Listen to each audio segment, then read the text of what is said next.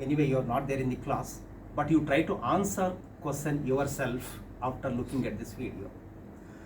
I will give you two important words. One is risk, other one is return. Right? And show it to Balakrishna.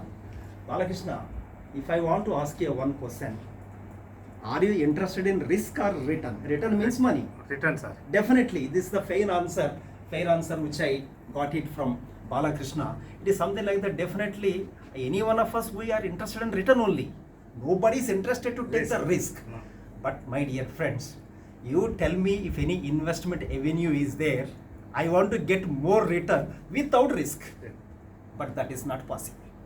Even you are getting more return without risk, that return will not stay you for a longer and longer time. That's what, there is a process actually. That's why this topic is confined to risk return trade-off. And definitely assume the role that you are a financial manager. You are a financial manager. For the next 10 to 15 minutes, you are a financial manager. As a financial manager, I think always your success is going to be counted by how much you have maximized the profit of a company. Right?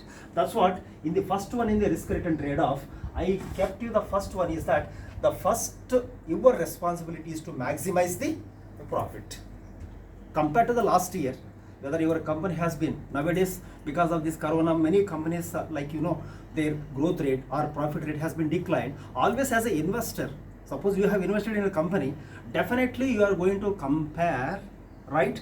What is the profit of your company, because you have invested in that company. You are expecting the return from that company, and always we expect that the return of this year means current year, should be greater than when you compare to the last year. So you as a financial manager, that's what I'm telling you, my dear friends, you have to satisfy the owners. You have to satisfy the investors. You have to satisfy the public. You have to satisfy the suppliers. You have to satisfy the vendors. And all round, you should be like an all-rounder. That means, I think the first objective for you, definitely the maximization of the profit. But friends, remember that profit maximization doesn't mean that wealth maximization. This is the second arrow one you are able to see here. Wealth maximization. It is something like that. You see, only one simple I'll give it to you. Your company got a profit, excellent profit, but entire profit, instead of you creating the wealth, you have distributed to all the shareholders. That means nothing is available with you.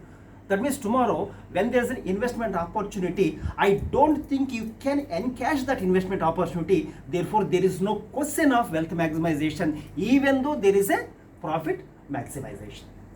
That means profit maximization is our ultimate goal, but that should create maximizing the wealth.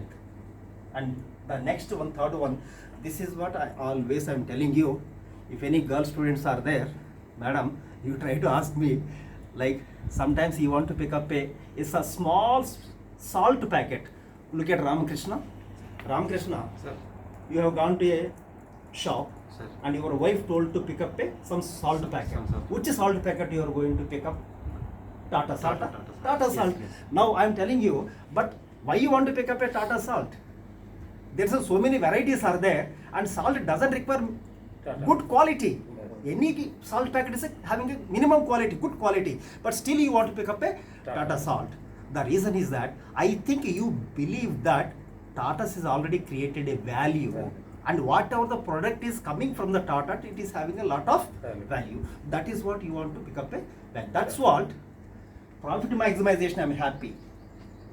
Wealth maximization, I'm happy. But I'm more happy when you created a more value, right?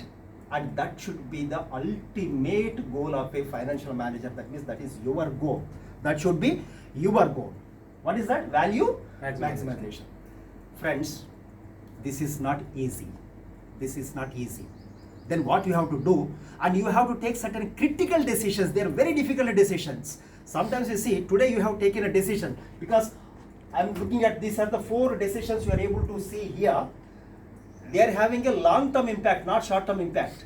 If any wrong decision you have taken, I think there's a chance that your company may collapse. That's what I think you have to take certain decisions. They call as a core decisions. They call as a value decisions, right? And you have to appraise them, and you have to be very careful when you want to step into each decision. Let us come to the first decision, investment decision.